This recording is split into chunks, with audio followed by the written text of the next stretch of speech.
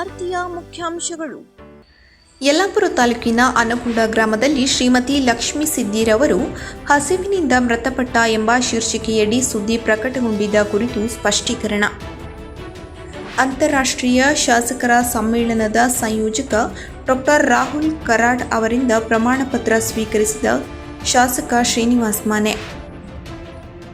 ಶಿರಸಿಯಲ್ಲಿ ಗಾಂಜಾ ಅಮಲು, ಪಾಲಕರೇ ಎಚ್ಚರ. ಪೌರ ಕಾರ್ಮಿಕರು ನಗರದ ಸ್ವಚ್ಛತೆಯ ಜೀವಾಳ, ಸತೀಶ್ ನಾಯ್ಕ್. ಉಲ್ಲಾಳಕೊಪ್ಪ ಶಾಲೆಗೆ ಸಾಧಕ ವಿದ್ಯಾರ್ಥಿಗಳು. ಶಿರಸಿ ಸ್ವರ್ಣವಲ್ಲಿ ಮಠದಿಂದ ಸೈನಿಕರಿಗೆ ಆಧ್ಯಾತ್ಮಿಕ ಬಲ ನೀಡುವ ಲಕ್ಷ್ಯ ತುಳಸಿ ಅರ್ಚನೆ. ಚೇತನ ಬಿಸಿನೆಸ್ ಸ್ಕೂಲ್ನಲ್ಲಿ ಹುಬ್ಬಳ್ಳಿಯಿಂದ ಏರ್ಪಡಿಸಲಾದ ಒಂದು ದಿನದ ನಿರ್ವಹಣಾ ಅಭಿವೃದ್ಧಿ ಕಾರ್ಯಕ್ರಮ.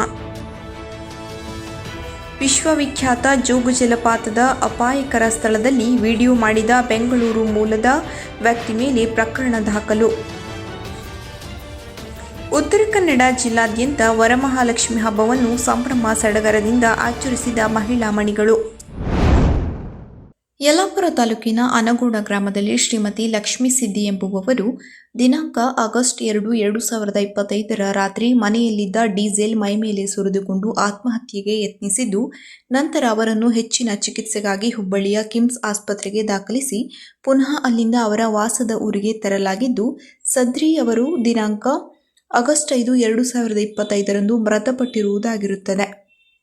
ಈ ಕುರಿತು ವರದಿಯನ್ನು ಪಡೆಯಲಾಗಿ ಮೃತರು ವೈಯಕ್ತಿಕ ಅಥವಾ ಕೌಟುಂಬಿಕ ಕಾರಣಗಳಿಂದ ಮನನೊಂದು ಸ್ಥಿರವಾಗಿ ಒಂದು ಕಡೆ ವಾಸ್ತವ್ಯವಿರುತ್ತಿರಲಿಲ್ಲ. ಮೃತರು ವಿವಾಹಿತರಾಗಿ ಮಕ್ಕಳಿದ್ದರೂ ಕುಟುಂಬದೊಂದಿಗೆ ವಾಸಿಸುತ್ತಿರಲಿಲ್ಲ ಎಂಬುದಾಗಿ ತಿಳಿದು ಬಂದಿರುತ್ತದೆ.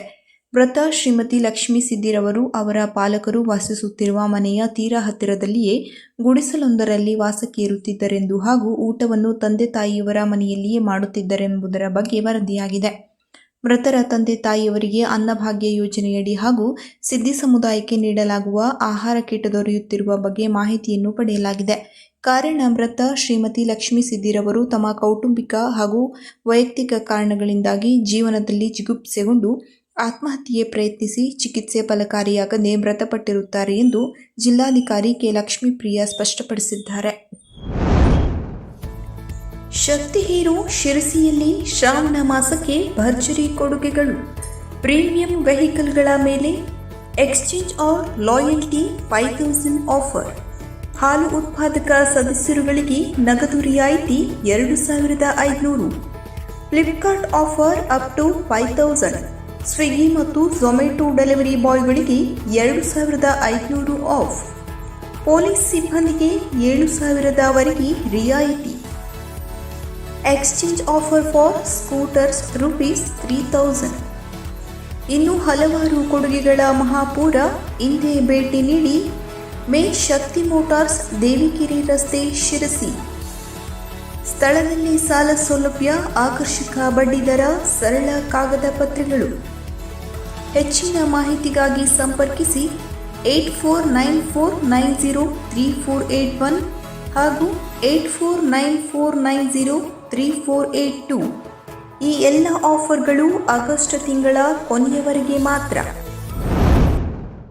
ಅಮೆರಿಕದ ಬೋಸ್ಟನ್ ನಗರದಲ್ಲಿ ರಾಷ್ಟ್ರೀಯ ರಾಜ್ಯ ಶಾಸಕಾಂಗ ಸಮ್ಮೇಳನ ಆಶ್ರಯದಲ್ಲಿ ಆಯೋಜಿಸಲಾಗಿದ್ದ ಅಂತಾರಾಷ್ಟ್ರೀಯ ಶಾಸಕರ ಶೃಂಗ ಸಮ್ಮೇಳನ 10 ಹಲವು ಅರ್ಥಪೂರ್ಣ ಚರ್ಚೆ, ಚಿಂತನ ಮಂಥನದೊಂದಿಗೆ ಉಪಯುಕ್ತವಾಗಿ ಮುಕ್ತಾಯಗೊಂಡಿತು. ಸಮ್ಮೇಳನದಲ್ಲಿ ಕರ್ನಾಟಕ ಪ್ರತಿನಿಧಿಸಿದ್ದ ಪ್ರತಿನಿಧಿಗಳು ಎಲ್ಲ ಚರ್ಚೆ ವಿಚಾರ ವಿನಿಮಯದಲ್ಲಿ ಉತ್ಸಾಹದಿಂದ ಪಾಲ್ಗೊಳ್ಳುವ ಮೂಲಕ ಹಲವು ಸಂಗತಿಗಳನ್ನು ತಿಳಿದುಕೊಳ್ಳಲು ಸಾಧ್ಯವಾಯಿತು ಎಂದು ಶಾಸಕ ಶ್ರೀನಿವಾಸ್ ಮಾನೆ ತಿಳಿಸಿದ್ದಾರೆ. ಶನಿವಾರ ಪತ್ರಿಕಾ ಹೇಳಿಕೆ ನೀಡಿರುವ ಅವರು, NCSL ಸಂಸ್ಥೆ ಪ್ರತಿ ವರ್ಷ ಅಮೆರಿಕದಲ್ಲಿ ಸಮ್ಮೇಳನ ನಡೆಸುತ್ತದೆ. ಈ ವರ್ಷ ಸಮ್ಮೇಳನದ ಸುವರ್ಣ ಮಹೋತ್ಸವದ ಅಂಗವಾಗಿ ಭಾರತ, ದಕ್ಷಿಣ ಆಫ್ರಿಕಾ ಸೇರಿದಂತೆ ಹಲವು ರಾಷ್ಟ್ರಗಳ ಶಾಸಕರಿಗೆ ಆಹ್ವಾನ ನೀಡಲಾಗಿತ್ತು. ವಿಶೇಷವಾಗಿ ಸಮ್ಮೇಳನದಲ್ಲಿ 130 ಜನ ಭಾರತೀಯರು, ಅದರಲ್ಲಿಯೂ ಕರ್ನಾಟಕದ ಪ್ರತಿನಿಧಿಗಳಿಗೆ ಹೆಚ್ಚಿನ ಸಂಖ್ಯೆಯಲ್ಲಿ ಭಾಗವಹಿಸುವ ಅವಕಾಶ ಲಭಿಸಿತ್ತು. ವಿವಿಧ ದೇಶಗಳ ಕಾನೂನು ತಜ್ಞರು, ವಿಷಯ ಪರಿಣಿತರು ಸಮ್ಮೇಳನದಲ್ಲಿ ಭಾಗವಹಿಸಿದ್ದರು ಎಂದಿದ್ದಾರೆ. ವಿಶೇಷವಾಗಿ ಕರ್ನಾಟಕದ ಆಡಳಿತ, ಯೋಜನೆ, ಕಾರ್ಯಕ್ರಮಗಳ ಬಗ್ಗೆ ವ್ಯಾಪಕ ಪ್ರಶಂಸೆ ವ್ಯಕ್ತವಾಯಿತು. ಹಾಗಾಗಿ ಎಲ್ಲರೂ ಕರ್ನಾಟಕದ ಪ್ರತಿನಿಧಿಗಳತ್ತ ನೋಡುವಂತಾಗಿದ್ದು ಎಂದಿರುವುದು ಶ್ರೀನಿವಾಸ್ ಮಾನೆ. ವಿಶ್ವದ ನಂಬರ್ 1 ಯೂನಿವರ್ಸಿಟಿ ಕ್ಯಾಲಿಫೋರ್ನಿಯಾ ರಾಜ್ಯದ ಸ್ಟಾನ್ಫೋರ್ಡ್ ಯೂನಿವರ್ಸಿಟಿಗೆ ಭೇಟಿ ನೀಡಿ ಅಲ್ಲಿನ ಭಾರತೀಯ ಉಪನ್ಯಾಸಕರಿಬ್ಬರ ಜೊತೆ ಚರ್ಚೆ ನಡೆಸಿ ಆರೋಗ್ಯ ಕ್ಷೇತ್ರದ ಹೊಸ ಆವಿಷ್ಕಾರ ಸಂಶೋಧನೆ ಕುರಿತು ಮಾಹಿತಿ ಪಡೆಯಲಾಗಿತ್ತು. ಬೋಸ್ಟನ್ನ ಪ್ರತಿಷ್ಠಿತ ಹಾರ್ವರ್ಡ್ ಯೂನಿವರ್ಸಿಟಿಗೆ ಸಹ ಭೇಟಿ ನೀಡಿ ಅಲ್ಲಿನ ಶೈಕ್ಷಣಿಕ ಪದ್ಧತಿಯ ಕುರಿತು ಮಾಹಿತಿ ಪಡೆಯಲಾಯಿತು. ಮ್ಯಾಸಚೂಸೆಟ್ಸ್ ರಾಜ್ಯದ ಸರ್ಕಾರದ ಸದನಕ್ಕೆ ತೆರಳಿ ಶಾಸಕಾಂಗ ಪದ್ಧತಿಯ ಬಗ್ಗೆ ತಿಳಿದುಕೊಳ್ಳಲಾಯಿತು ಎಂದು ಶ್ರೀನಿವಾಸ್ ಮಾನೆ ವಿವರಿಸಿದ್ದಾರೆ. ಅಮೆರಿಕದ ಜನ ಶಿಸ್ತುಬದ್ಧ ಜೀವನ ನಡೆಸುತ್ತಾರೆ, ಸಮಯ ಪಾಲನೆಗೆ ಹೆಚ್ಚು ಮಹತ್ವ ನೀಡುತ್ತಾರೆ, ಸರ್ಕಾರಕ್ಕೆ ತೆರಿಗೆ ಕಟ್ಟುವ ವಿಷಯದಲ್ಲಿ ಮಾದರಿಯಾಗಿದ್ದಾರೆ, ದುಡಿಮೆಗೆ ಮೊದಲ ಪ್ರಾಮುಖ್ಯತೆ ನೀಡುತ್ತಾರೆ. ಇವೆಲ್ಲ ಕಾರಣಗಳಿಂದ ಅಮೆರಿಕ ಪ್ರಗತಿಯ ಹಾದಿಯಲ್ಲಿ ಸಾಗಿದೆ. ಅಲ್ಲಿನ ಯುವ ಸಮೂಹ ವಿದ್ಯಾಭ್ಯಾಸದ ಜೊತೆಗೆ 3 ರಿಂದ 4 ಗಂಟೆಗಳ ಕಾಲ ದುಡಿದು ತಮ್ಮ ಖರ್ಚು ವೆಚ್ಚವನ್ನು ತಾವೇ ನಿಭಾಯಿಸಿಕೊಳ್ಳುತ್ತಾರೆ ಅಂತ ಹಲವು ಯುವಕರನ್ನು ಭೇಟಿ ಮಾಡಿ ಮಾತನಾಡಿಸುವ ಅವಕಾಶ ಸಿಕ್ಕಿತು ಎಂದಿರುವ ಶ್ರೀನಿವಾಸ್ ಮಾನೆ, ಅಮೆರಿಕನ್ನರಲ್ಲಿ ದುಡಿಯುವ ತವಕ ಹೆಚ್ಚಿದೆ. ಹಾಗಾಗಿ ಸಹಜವಾಗಿ ಅಲ್ಲಿನ ತಲಾ ಆದಾಯವೂ ಹೆಚ್ಚಿದೆ. ನಮ್ಮ ದೇಶದ ಯುವಕರು ಸಹ ಇದನ್ನು ಅನುಸರಿಸಿ ಶಿಸ್ತುಬದ್ಧ ಜೀವನ ಸಾಗಿಸಲು ಮುಂದಾದರೆ ನಮ್ಮ ದೇಶ ಆರ್ಥಿಕವಾಗಿ ಸದೃಢವಾಗಲು ಸಾಧ್ಯವಾಗಿದೆ ಎಂದು ಅಭಿಪ್ರಾಯಪಟ್ಟಿದ್ದಾರೆ. ಕರ್ನಾಟಕದಿಂದ ವಿಧಾನಸಭೆ ಸ್ಪೀಕರ್ ಯುಟಿ ಖಾದರ್, ವಿಧಾನ ಪರಿಷತ್ ಸಭಾಪತಿ ಬಸವರಾಜ ಹೊರಟ್ಟಿ ಸೇರಿದಂತೆ ವಿಧಾನಸಭೆ ಮತ್ತು ವಿಧಾನ ಪರಿಷತ್ 23 ಜನ ಶಾಸಕರು ಸಮ್ಮೇಳನದಲ್ಲಿ ಭಾಗವಹಿಸಿದ್ದೆವು. ಅಪರೂಪದ ಅವಕಾಶ ಕಲ್ಪಿಸಿರುವ ಸಿಎಂ ಸಿದ್ದರಾಮಯ್ಯ, ಡಿಸಿಎಂ ಡಿಕೆ ಶಿವಕುಮಾರ್ ಅವರಿಗೆ ಶ್ರೀನಿವಾಸ್ ಮಾನೆ ಅಭಿನಂದನೆ ತಿಳಿಸಿದ್ದಾರೆ. ವರಮಹಾಲಕ್ಷ್ಮಿ ಮತ್ತು ಗಣೇಶ ಹಬ್ಬದ ಶುಭಾಶಯಗಳು. ಬಜಾಜ್ನ ಬಂಪರ್ ಕೊಡುಗೆಗಳು, ಎಕ್ಸ್ಚೇಂಜ್ ಮತ್ತು ಲೋನ್ ಮೇಳ. ಪಲ್ಸರ್ ಸೆಲೆಬ್ರೇಷನ್ ಕಾರ್ನಿವಲ್ ವಿಶೇಷ ಆಚರಣೆ. ಬೆಲೆಯಲ್ಲಿ ಉಳಿತಾಯ ಮಾಡಿ 9,111 ವಿವಿಧ ಮಾಡೆಲ್ಗಳ ಬೈಕ್ಗಳು ವಿಶೇಷ ಬೆಲೆ ಹಾಗೂ ಉಳಿತಾಯದೊಂದಿಗೆ. ಯಾವುದೇ ಮಾಡೆಲ್, ಯಾವುದೇ ಬ್ರ್ಯಾಂಡ್ ಅನ್ನು ಹೊಸ ಬಜಾಜ್ ಬೈಕ್ಗೆ ಎಕ್ಸ್ಚೇಂಜ್ ಮಾಡಿಕೊಳ್ಳಿ. ಅಧಿಕೃತ ಮಾರಾಟಗಾರರು ಚೆನ್ನಮ್ಮ ಬಜಾಜ್. ಶೋರೂಮ್ ಮುಂಭಾಗ, ಗೌರಿ ಪೆಟ್ರೋಲ್ ಬಂಕ್ ಪಕ್ಕ, ಅಶ್ವಿನಿ ವೃತ್ತ, ಶಿರಸಿ. ಮೊಬೈಲ್ ನಂಬರ್ 8884492689 ಹಾಗೂ 8884492389 ಹಾಗೂ ಶೋರೂಮ್ ಮುಂಭಾಗ, ಗಿಬ್ ಹೈಸ್ಕೂಲ್ ಸರ್ಕಲ್ ಹತ್ತಿರ, NH66 ಕುಮಟಾ 581343. ಮೊಬೈಲ್ ನಂಬರ್ 7022033619 ಹಾಗೂ 8792931373. ಬಜಾಜ್ ಬೈಕ್ ಖರೀದಿಯೊಂದಿಗೆ ಹೆಲ್ಮೆಟ್ ಉಚಿತವಾಗಿ ಪಡೆಯಿರಿ. ಪಾಲಕರೇ ಎಚ್ಚರ. ಯುವಜನತೆ ಮತ್ತು ಕಾಲೇಜು ವಿದ್ಯಾರ್ಥಿಗಳನ್ನೇ ತಮ್ಮ ಮಾರುಕಟ್ಟೆ ಮಾಡಿಕೊಂಡು ಹೊರ ಜಿಲ್ಲೆಗಳಿಂದ ಆಗಮಿಸಿ ಗಾಂಜಾ ಮಾರುವವರು ಈಗ ತಾಲೂಕಿನಲ್ಲಿ ಸಕ್ರಿಯರಾಗಿಯೇ ಇದ್ದಾರೆ ಎಂದು ಸಾರ್ವಜನಿಕ ವಲಯದಲ್ಲಿ ಕೇಳಿಬರುತ್ತಿದೆ. ಇದಕ್ಕೆ ಪೊಲೀಸ್ ಇಲಾಖೆಯೂ ಕೂಡ ಹದ್ದಿನ ಕಣ್ಣಿಟ್ಟು ಗಾಂಜಾ ಮಾರಾಟಗಾರರನ್ನು ಮಟ್ಟ ಹಾಕಲು ಹಗಲಿರುಳು ಶ್ರಮಿಸುತ್ತಿದ್ದರೂ ಹೊರ ಜಿಲ್ಲೆಯ ಪೂರೈಕೆದಾರರು 100 ಅಥವಾ 200 ಗ್ರಾಂಗಳ ಸಣ್ಣ ಪ್ಯಾಕೆಟ್ಗಳ ಮೂಲಕ ತಂದು ಇಲ್ಲಿ ತಲುಪಿಸುತ್ತಿದ್ದಾರೆ. ಹೌದು, ಗಾಂಜಾ ಇಂದು ಸಮಾಜದ ವ್ಯವಸ್ಥೆಯನ್ನು ಹದಗೆಡಿಸುವ ಮಾದಕ ವಸ್ತು. ಗಾಂಜಾ ಸೇವನೆ, ಮಾರಾಟ ಎಲ್ಲೆಡೆ ಕಾಣದ ಕಂಪದ ಬಾಹುವಾಗಿ ಕಾಡುತ್ತಿದೆ. ಆದರೆ ಶಿರಸಿಯಲ್ಲಿ ಮಾತ್ರ ಗಾಂಜಾ ಮಾರುವವರಿಗೆ ಯುವ ಜನತೆ, ಕಾಲೇಜು ವಿದ್ಯಾರ್ಥಿಗಳೇ ಗುರಿಯಾಗಿದ್ದಾರೆ. ನಗರದಲ್ಲಿ ಹೆಚ್ಚುತ್ತಿರುವ ಗಾಂಜಾ ಪ್ರಕರಣಗಳು ಪೊಲೀಸರಿಗೆ ತಲೆನೋವಾಗಿ ಪರಿಣಮಿಸಿದೆ. ಗಾಂಜಾ ಸೇವಿಸಿಕೊಂಡು ಓಡಾಡುವವರು, ಗಾಂಜಾ ಅಮಲಿನಲ್ಲಿ ಬೈಕ್ ಓಡಿಸುವವರು ಹೆಚ್ಚಾಗುತ್ತಿದ್ದು, ನಿಯಂತ್ರಿಸಲು ಪೊಲೀಸ್ ಇಲಾಖೆ ಹರಸಾಹಸ ಪಡುತ್ತಿದೆ. ಕಳೆದ ವರ್ಷಕ್ಕೆ ಹೋಲಿಸಿದರೆ ಈ ವರ್ಷ ಗಾಂಜಾ ಪ್ರಕರಣಗಳು ಹೆಚ್ಚಾಗುತ್ತಿವೆ. ನಗರ ಪ್ರದೇಶಕ್ಕೆ ಸೀಮಿತವಾಗಿರುತ್ತಿದ್ದ ಪ್ರಕರಣಗಳು ಈಗ ಸುತ್ತಮುತ್ತಲಿನ ತಾಲೂಕುಗಳ ಗಡಿಗೂ ವಿಸ್ತರಿಸಿಕೊಳ್ಳುತ್ತಿದೆ. ಗಾಂಜಾ ಮತ್ತಿನಲ್ಲಿ ಓಡಾಡುತ್ತಿರುವವರು, ಗಾಂಜಾ ಸಾಗಾಟ ಮಾಡುತ್ತಿರುವವರನ್ನು ಹಿಡಿದು ಶಿರಸಿಗೆ ಅಂಟಿರುವ ಗಾಂಜಾ ಘಾಟನ್ನು ಹೋಗಲಾಡಿಸಲು ಪೊಲೀಸ್ ಇಲಾಖೆ ಕಟ್ಟುನಿಟ್ಟಿನ ಕ್ರಮ ತೆಗೆದುಕೊಂಡರೂ ವರ್ಷದಿಂದ ವರ್ಷಕ್ಕೆ ಈ ಪ್ರಕರಣಗಳು ಮತ್ತೆ ಹೆಚ್ಚುತ್ತಲೇ ಇದೆ. ಹಾಗಾದರೆ ಪ್ರಕರಣಗಳೆಷ್ಟು? ಕಳೆದ ವರ್ಷಕ್ಕೆ ಹೋಲಿಸಿ ನೋಡಿದಾಗ ಈ ವರ್ಷ ಗಾಂಜಾ ಪ್ರಕರಣಗಳ ಸಂಖ್ಯೆ ಏರಿಕೆಯಾಗಿದೆ. ಶಿರಸಿ ನಗರ ಠಾಣೆ ವ್ಯಾಪ್ತಿಯಲ್ಲಿ 2024ರಲ್ಲಿ 8 ಗಾಂಜಾ ಸಾಗಾಟದ ಪ್ರಕರಣಗಳು ದಾಖಲಾಗಿದ್ದರೆ ಈ ವರ್ಷದ ಅವಧಿ ಇನ್ನೂ ಮುಗಿದಿಲ್ಲ. ಇಷ್ಟರೊಳಗೆ 12 ಪ್ರಕರಣಗಳು ದಾಖಲಾಗಿವೆ. ಈ ಸಂಬಂಧ 11 ಜನರನ್ನು ಬಂಧಿಸಲಾಗಿದೆ. ಮಾರುಕಟ್ಟೆ ಠಾಣೆ ವ್ಯಾಪ್ತಿಯಲ್ಲಿ ಕಳೆದ ವರ್ಷ 3 ಪ್ರಕರಣಗಳು ದಾಖಲಾಗಿದ್ದರೆ ಈ ವರ್ಷ ಇದುವರೆಗೆ 6 ಪ್ರಕರಣಗಳು, 7 ಜನರ ಬಂಧನವಾಗಿದೆ. ಬನವಾಸಿ ಠಾಣೆ ವ್ಯಾಪ್ತಿಯಲ್ಲಿ ಕಳೆದ ವರ್ಷವನ್ನು ಒಳಗೊಂಡು ಇದುವರೆಗೆ 3 ಪ್ರಕರಣಗಳು ದಾಖಲಾಗಿದ್ದು 2 ಬಂಧಿಸಲಾಗಿದೆ. ಇದು ಗಾಂಜಾ ಸಾಗಾಟ ಮಾಡುತ್ತಿದ್ದ ಹಾಗೂ ಮಾರಾಟ ಮಾಡುತ್ತಿದ್ದ ವೇಳೆ ಸೆರೆ ಸಿಕ್ಕ ಆರೋಪಿಗಳಾಗಿದ್ದರೆ, ಗಾಂಜಾ ಸೇವನೆ ಮಾಡಿರುವ ಸಂಶಯದ ಮೇಲೆ ಪೊಲೀಸರು ನಗರದಲ್ಲಿ 15ಕ್ಕೂ ಅಧಿಕ ಜನರನ್ನು ಬಂಧಿಸಿ ಅವರನ್ನು ವೈದ್ಯಕೀಯ ಪರೀಕ್ಷೆಗೆ ಕಳಿಸಿದ್ದರು. ಅವುಗಳಲ್ಲಿ ಬಹುತೇಕ ಪ್ರಕರಣಗಳು ದೃಢಪಟ್ಟಿವೆ. ಈ ಎಲ್ಲಕ್ಕಿಂತ ಆತಂಕಕಾರಿ ಎಂದರೆ ಕಾಲೇಜು ವಿದ್ಯಾರ್ಥಿಗಳಲ್ಲಿಯೂ ಗಾಂಜಾ ಸೇವನೆಯ ಪ್ರಕರಣ ಹೆಚ್ಚಾಗುತ್ತಿದೆ. ಯುವತಿಯರು ಸಹ ಗಾಂಜಾ ಸೇವನೆ ಮಾಡಿರುವ ಬಗ್ಗೆ ಆರೋಪಗಳು ಕೇಳಿಬರುತ್ತಿವೆ. ನಗರದ ಹೊರ ವರ್ತುಲಗಳಲ್ಲಿ ಮಾರಿಕಾಂಬಾ ಜಿಲ್ಲಾ ಕ್ರೀಡಾಂಗಣ, ಚಿಪ್ಪಗಿ, ನಿರ್ಜಲ ಪ್ರದೇಶದಲ್ಲಿ ಪುಟ್ಟನ ಮನೆಗೆ ತೆರಳುವ ನಿರ್ಜಲ ಜಾಗಗಳಲ್ಲಿ ವಿದ್ಯಾರ್ಥಿಗಳು, ಯುವಕರು ಕುಳಿತು ಗಾಂಜಾದ ಮೋಜಿನಲ್ಲಿ ನಿರತರಾಗಿರುತ್ತಾರೆ ಎನ್ನುತ್ತಾರೆ ಇಲ್ಲಿಯ ಸ್ಥಳೀಯರು. ಹಾಗಾದರೆ ಗಾಂಜಾ ಬರುವುದು ಎಲ್ಲಿಂದ? ಪದೇ ಪದೇ ಹಿಡಿದರೂ ಸಹ ಮತ್ತೆ ಮತ್ತೆ ಗಾಂಜಾ ಸಾಗಾಟ ಹಾಗೂ ಸೇವನೆ ಹೆಚ್ಚುತ್ತಿರುವ ಬಗ್ಗೆ ಪೊಲೀಸ್ ಇಲಾಖೆ ತಲೆ ಕೆಡಿಸಿಕೊಂಡಿದೆ. ತಾಲೂಕಿನ ಎಲ್ಲೆಡೆ ಶೋಧ ನಡೆಸಿದ್ದರೂ ಇಲ್ಲಿ ಗಾಂಜಾ ಬೆಳೆಯುತ್ತಿರುವ ಸ್ಥಳ ಪತ್ತೆಯಾಗಲಿಲ್ಲ. ಗಾಂಜಾ ಪ್ರಕರಣ ಹಿಡಿದಾಗಲೆಲ್ಲ ಸಾಗಾಟ ಮಾಡುತ್ತಿರುವವರಲ್ಲಿ ಬಹುತೇಕ ಹೊರ ಜಿಲ್ಲೆಯವರೇ ಇರುತ್ತಿದ್ದರು. ನಗರಕ್ಕೆ ಪೂರೈಕೆಯಾಗುತ್ತಿರುವ ಪಕ್ಕದ ಹಾವೇರಿ ಹಾಗೂ ಹಾನಗಲ್ ಭಾಗದಲ್ಲಿ ಅಲ್ಲಿ ಬೆಳೆದ ಗಾಂಜಾವನ್ನು ಹದಗೊಳಿಸಿ ಅಲ್ಲಿಯವರೇ ಶಿರಸಿಗೆ ತಂದು ಮಾರಾಟ ಮಾಡುತ್ತಿದ್ದಾರೆ. ನಗರಕ್ಕೆ ಬಂದ ಮಾಲನ್ನು ವ್ಯವಸ್ಥಿತವಾಗಿ ತಲುಪಿಸುವ ಜಾಲ ಕೂಡ ನಗರದಲ್ಲಿ ಸಕ್ರಿಯವಾಗಿದೆ. ಪೊಲೀಸ್ ಇಲಾಖೆ ಗಾಂಜಾ ಸಾಗಾಟದ ಬಗ್ಗೆ ಹದ್ದಿನ ಕಣ್ಣಿಟ್ಟ ಬಳಿಕವೂ ಸಾಗಾಟ ನಿಂತಿಲ್ಲ. ಆದರೆ ತರುವ ಪ್ರಮಾಣ ಕಡಿಮೆಯಾಗಿದೆ. 100 ಗ್ರಾಂ ಅಥವಾ 200 ಗ್ರಾಂ ಗಾಂಜಾವನ್ನು ಸಣ್ಣ ಪ್ಯಾಕೆಟ್ ಮಾಡಿಕೊಂಡು ಬಸ್ಸಿನ ಮೂಲಕವೇ ಅಲ್ಲಿಯವರು ಶಿರಸಿಗೆ ತರುತ್ತಿದ್ದಾರೆ. ಇಲ್ಲಿಯ ತಮ್ಮ ಜಾಲಕ್ಕೆ ಈ ಗಾಂಜಾ ಪೂರೈಸಿ 6-8 ಸಾವಿರ ಜೇಬಿಗಿಳಿಸಿಕೊಂಡು ವಾಪಸ್ಸಾಗಿ ಮಾರನೇ ದಿನ ಮತ್ತೆ ಅಷ್ಟೇ ಪ್ರಮಾಣದಲ್ಲಿ ಗಾಂಜಾವನ್ನು ಹಿಡಿದುಕೊಂಡು ಶಿರಸಿಗೆ ಮುಖ ಮಾಡುತ್ತಿದ್ದಾರೆ. ಪೊಲೀಸ್ ಇಲಾಖೆ ಇನ್ನಷ್ಟು ಎಚ್ಚರಿಕೆ ವಹಿಸಿ ಈ ಪೂರೈಕೆಯ ವ್ಯವಸ್ಥೆಯನ್ನು ಸ್ಥಗಿತಗೊಳಿಸಬೇಕು ಎಂಬ ಆಗ್ರಹ ಸಾರ್ವಜನಿಕರಿಂದ ವ್ಯಕ್ತವಾಗಿದೆ. ಶಿರಸಿ ತಾಲೂಕಿನ ಮಣ್ಣಿನ ಗುಣಕ್ಕೆ ಇಲ್ಲಿ ಗಾಂಜಾ ಬೆಳೆಯುವವರಿಲ್ಲ. ಆದರೆ ಹಾನಗಲ್ ಮತ್ತು ಹಾವೇರಿಯಿಂದ ಸಣ್ಣ ಸಣ್ಣ ಪ್ಯಾಕೆಟ್ಗಳಲ್ಲಿ ಇಲ್ಲಿಗೆ ತಂದು ಪೂರೈಸುತ್ತಿದ್ದಾರೆ. ಈ ಪೂರೈಕೆದಾರರ ಬಗ್ಗೆ ನಾವು ಸದಾ ಜಾಗೃತರಾಗಿದ್ದೇವೆ. ಅಲ್ಲದೆ ಅಂಥವರ ಮೇಲೆ ಸ್ವಲ್ಪ ಅನುಮಾನ ಬಂದರೂ ಕೂಡ ಅವರನ್ನು ಯಾರ ಮುಲಾಜಿಲ್ಲದೆ ಮಟ್ಟ ಹಾಕುತ್ತಿದ್ದೇವೆ. ಶಶಿಕಾಂತ್ ವರ್ಮಾ, ಸಿಪಿಐ, ಶಿರಸಿ.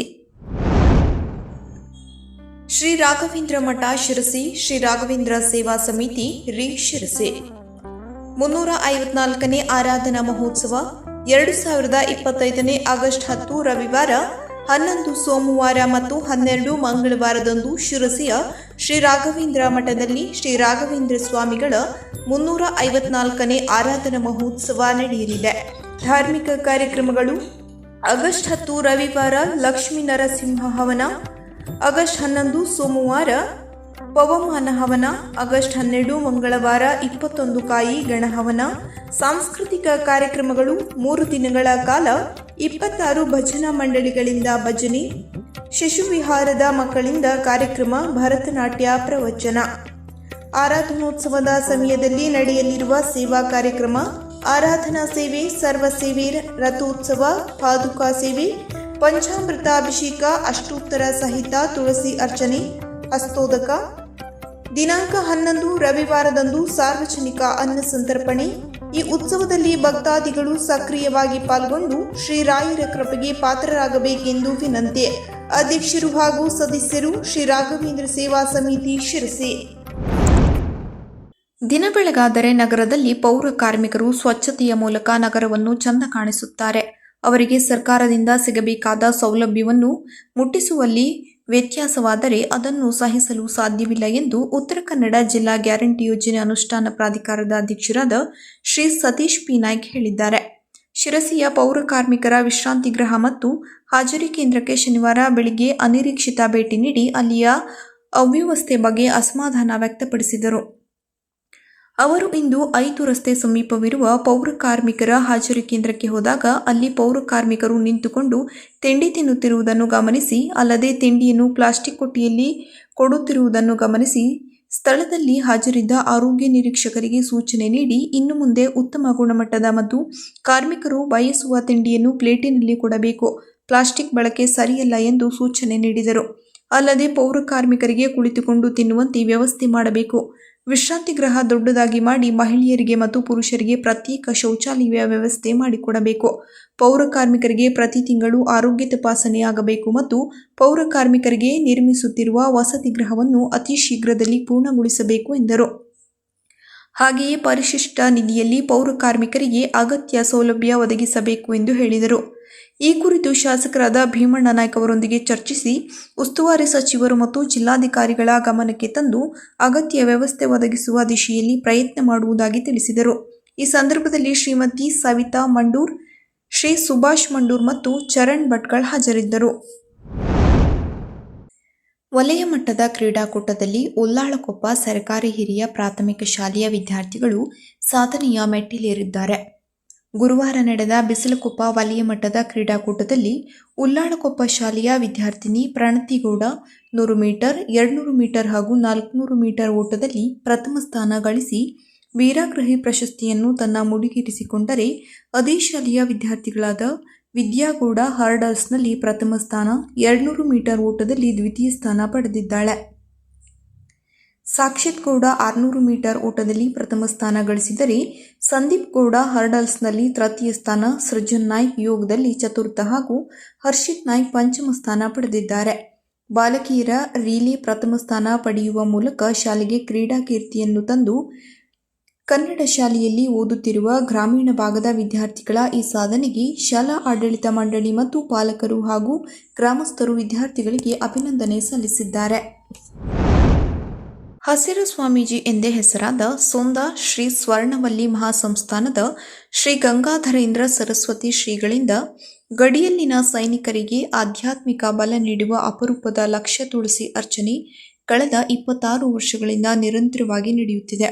ಭಾರತದ ಗಡಿಗಳಲ್ಲಿ ನಿಂತು ಪ್ರಾಣಪಣವಾಗಿ ದೇಶವನ್ನು ಕಾಪಾಡುವ ಸೈನಿಕರು ಕೇವಲ ಸೈನ್ಯದ ಅಂಗವಷ್ಟೇ ಅಲ್ಲ, ಅವರು ದೇಶದ ಜೀವನಾಡಿ. ಅವರ ಹಿತಕ್ಕಾಗಿ ಪ್ರತಿ ಕೃಷ್ಣಾಷ್ಟಮಿಗೆ ಲಕ್ಷ ತುಳಸಿ ಅರ್ಚನೆ ನಡೆಯುತ್ತಿರುವುದು ವಿಶೇಷವಾಗಿದೆ. ಕಾರ್ಗಿಲ್ ಯುದ್ಧದ ಹೊತ್ತಿನಲ್ಲಿ ಮೂಡಿದ ಸಂಕಲ್ಪ ಇದಾಗಿದ್ದು, ನಮ್ಮ ಗಡಿಯಲ್ಲಿ ನಿಂತಿರುವ ಪ್ರತಿಯೊಬ್ಬ ಯೋಧನು ಸುರಕ್ಷಿತವಾಗಿರಲಿ ಎಂಬುದು ಶ್ರೀಗಳ ಪ್ರಧಾನ ಸಂಕಲ್ಪವಾಗಿದೆ. ಅಂದು ಪ್ರಾರಂಭವಾದ ತುಳಸಿ ಅರ್ಚನೆ ಯುದ್ಧ ಮುಗಿದ ನಂತರ ನಿಲ್ಲದೆ ಪ್ರತಿ ಕೃಷ್ಣಾಷ್ಟಮಿಯಂದು ಶಾಶ್ವತ ಪರಂಪರೆಯಾಗಿ ನಡೆಯುತ್ತಿದೆ.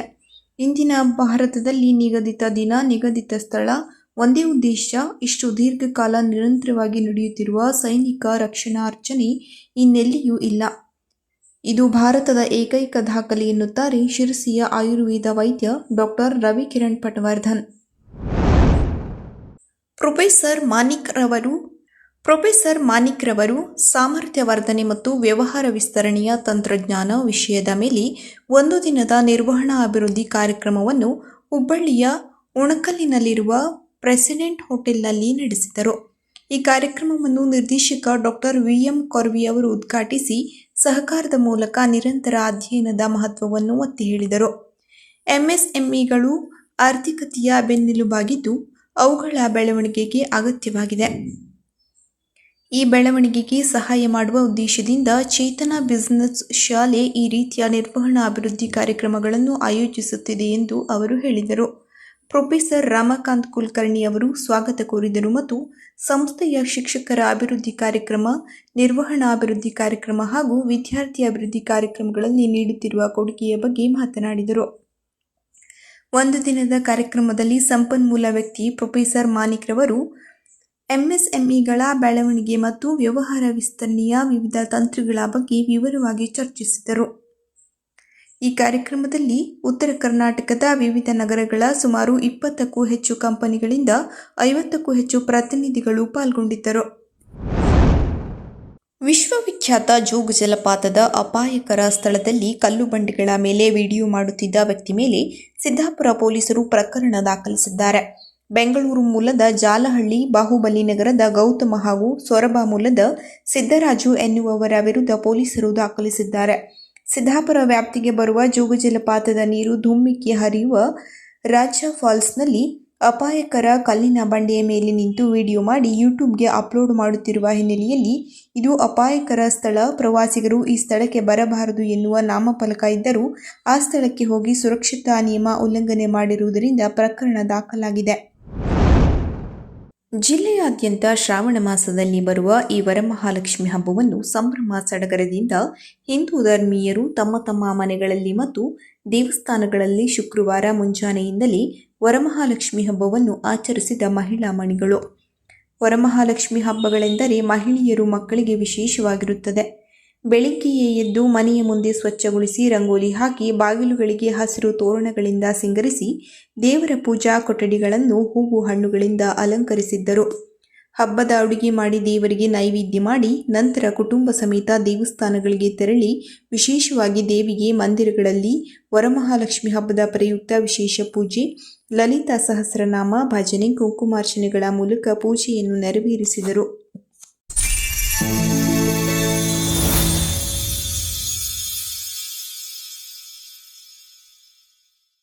ಕದಂಬ ನ್ಯೂಸ್ ಫಸ್ಟ್, ನಿರ್ಭೀತಿಯಿಂದ ನಿಮ್ಮ ಪರವಾಗಿ.